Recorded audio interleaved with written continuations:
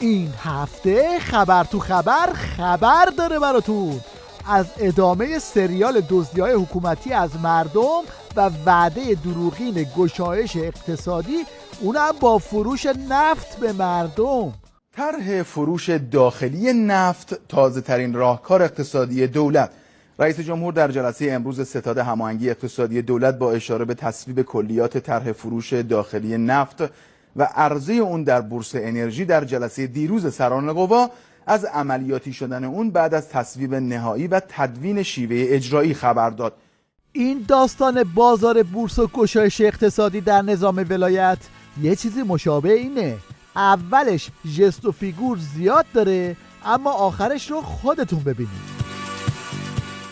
همه این اتفاقات در حالی داره میفته که جنگ و دعوای بین دولت و مجلس روز به روز بالا و بالاتر میگیره و اعضای استبل ولایت از آخر عاقبت این داستان اینطوری اظهار وحشت میکنن. من با صدای رسا عرض میکنم ای مردم ایران، مجلس تا الان هیچ اطلاع دقیقی از این تصمیم گیری ندارد. حواستون با جمع باشه، مثل بازار بورس وارد نشیم بعد فردا مردم گرفتار بشن بگیم بیایم تصمیم بگیریم که چه باید بکنیم، از این مشکل کنار بریم. نایب رئیس مجلس آخونده هم اینطوری زیراب شیخ پیری رو میزنه و میگه این طرح‌ها برای مردم نیست، برای پر کردن جیب خودشونه. این گشایش اقتصادی برای مردم نیست، این یه روش برای تامین کسر بودجه دولت بود. می‌خواستن 100,000 میلیارد تومان با فروش اوراق پته یا سلف نفت با فروش آینده کسر بودجه امروز رو تامین بکنن. حالا خوبه عظما هم گفته بود مجلس باید با دولت هماهنگ کار کنه. این هم تصویری شماتیک از هماهنگی دولت و مجلس.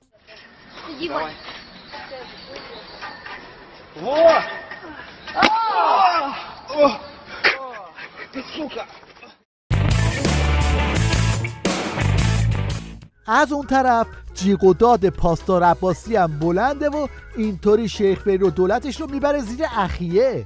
تربیت یافتگان شرق و غرب پدر ما رو در آوردن امام. جواد ظریفی که فارغ التحصیل دانشگاه‌های شیطان بزرگ بوده و روحانی که فارغ التحصیل دانشگاه‌های انگلیس بوده پدر ما رو در آوردن. دست از این قبله منحوس کاخ سفید و کاخ باکینگهام دارن و هنوز دارن از مذاکره میگن. البته این ملت چنان توی دهن لیبرال های استکبار طلب و استکبار پذیر خواهد زد که اینا ندانند از کجا خوردن.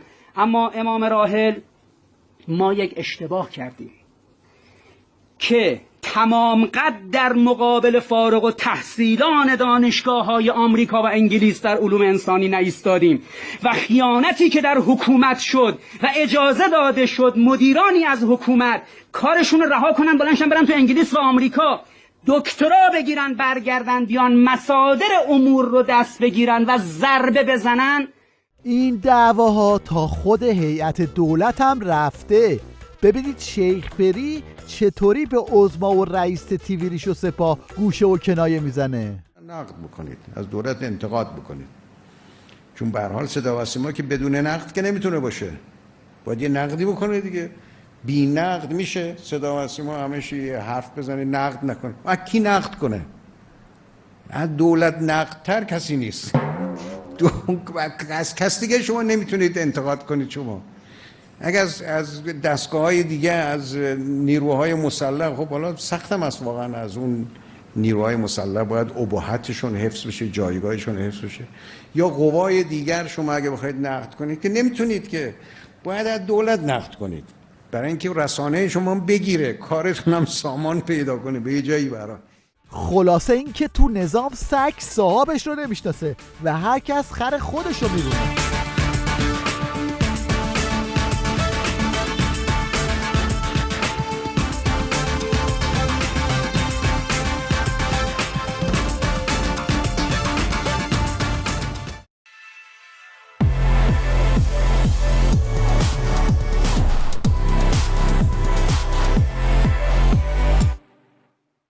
از اون طرف عظما هرچی جک و جونور عمامه به سر هست رو جمع کرده تا با تشویق به شرکت در عزاداری برای فرستادن مردم رو میدون مین کرونا زمینه سازی کنه.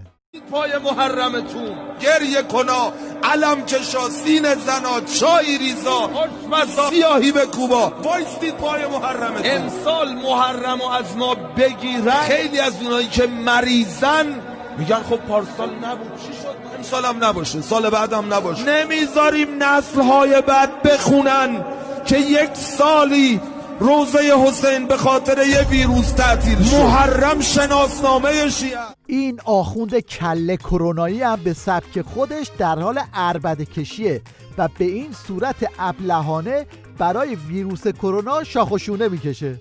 این دم و دستگاه صاحب داره، این علم صاحب داره. وقتی تو اومدی زیر علم امام حسین مهر ابوالفضل به پیشونیت خورد، کرونا سگ کیه؟ داد میزنم و میگم اعتقادمه.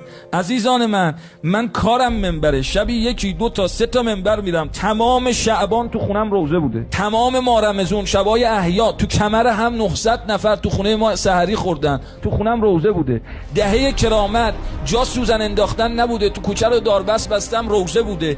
یه نفر تو این قوم که از دست نبرید خون بیرون میکشن نیومده بگه سید صادق من تب کرد. وقتی ولی فقیه زمامدار امور باشه و بسیجی ها رو دنبال خودش بکشه، نتیجه بهتر از این نمیشه.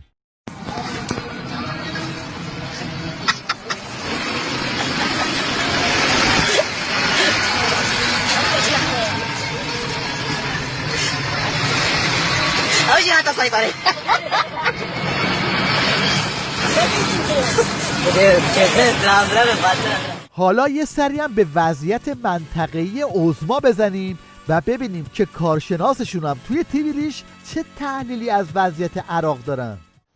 شروع کردیم فعالیت کردن در حق همسایه خودمون.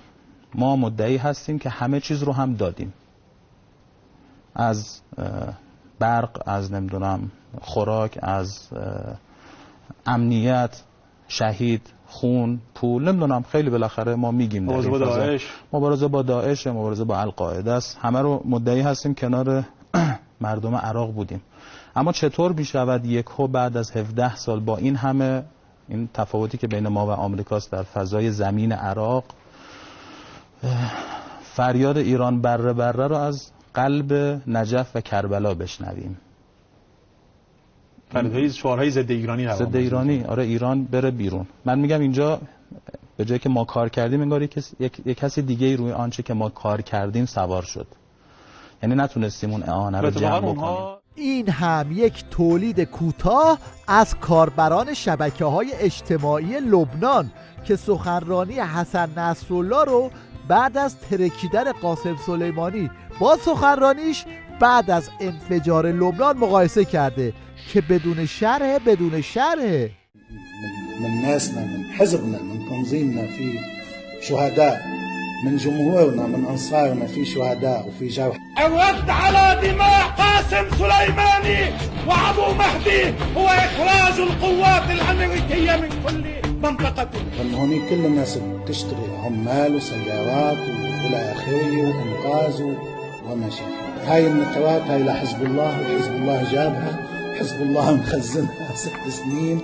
بل يجب أن نحمل دمه، ويجب أن نحمل رايته، ويجب أن نحمل أهدافه، ونمضي إلى الأمام بعزم راسخ وإرادة وإيمان وعشقا للقاء الله كعشق قاسم سليمان. این حسن نصرالله منتظر بود که عظما بکسلش کنه، اما یه چنین بلایی سرش اومد. 4 3 2 1.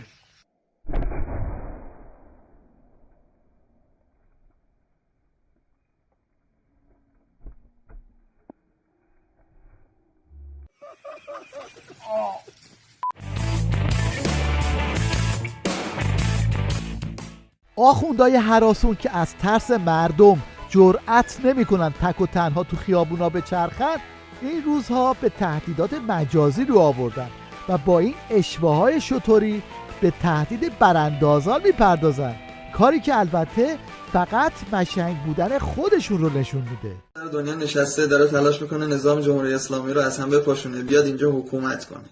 غافل از اینکه افرادی که اینجا دارن تلاش میکنن برای حفظ نظام حواسشون به همه جای دنیا هست. حتی تو دل آمریکا طرفو پیدا میکنن میکشونن میارن اینجا.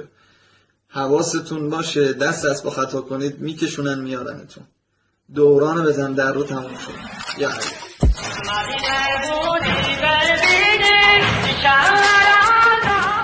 این بزبز قندی هم عمامه پریشون عظما رو ول کرده، رفته به سیاه‌پوستای آمریکا آموزش انقلاب کردن بده.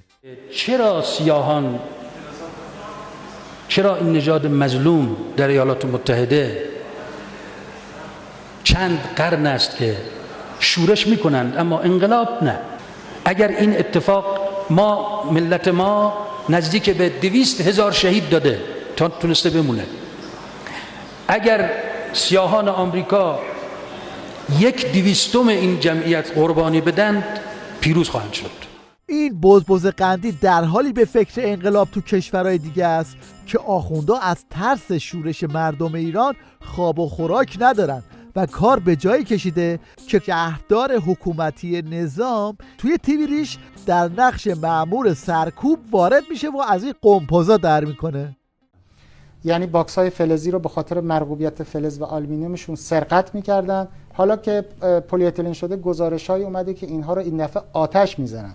من خواهش میکنم مردم حتما با آتش زنندگان شدیداً برخورد کنن. یعنی اگر کسی رو ببینن مخزن زباله رو آتش زده، اول خودشون از خجالتش در بیان، یعنی یه پس کتک بزننش و بعد تحویل نیروی انتظامی بدن. دیگه جدی میگم، یعنی دیگه من از کلمه سارق محترم و نمیدونم آتش زدن. این یکی تئوریسین بسیجیشون هم از دشمنان نظام میناله و تازه یادش افتاده که باید با فرانسه تصفیه حساب کنه.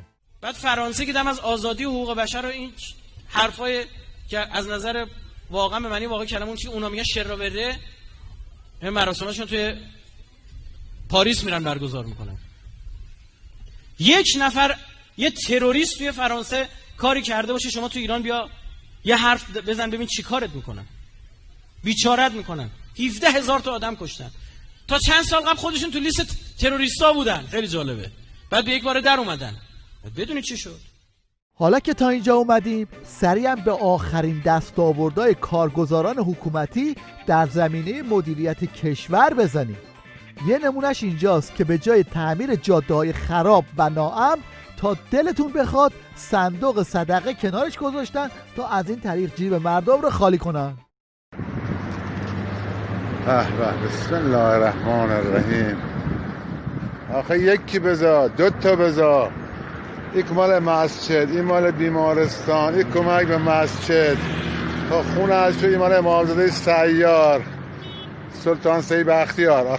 سلطان سید بختیار ادامه میدونه نگاه که حالا دور میزنه میبر تا خونه تون چون بسدیه. این هم یک جهش جدید در عرصه تولید و تحویل دادن باد به مردم به جای چیپس. سلام دوستان، چیپس خریدم، پلومپ چاکرز. حد میزنیم توش چند تا چیپس داشته باشه. نگاه کنید.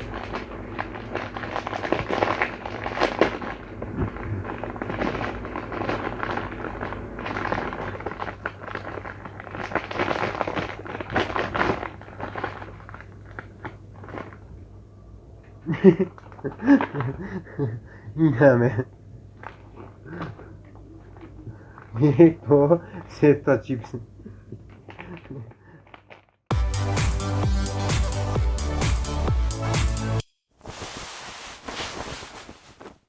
در پایان توجه شما را به هنرنمایی یک مادر بزرگ چینی جلب می‌کنیم که در یک کلام شگفتی می‌آفرینه.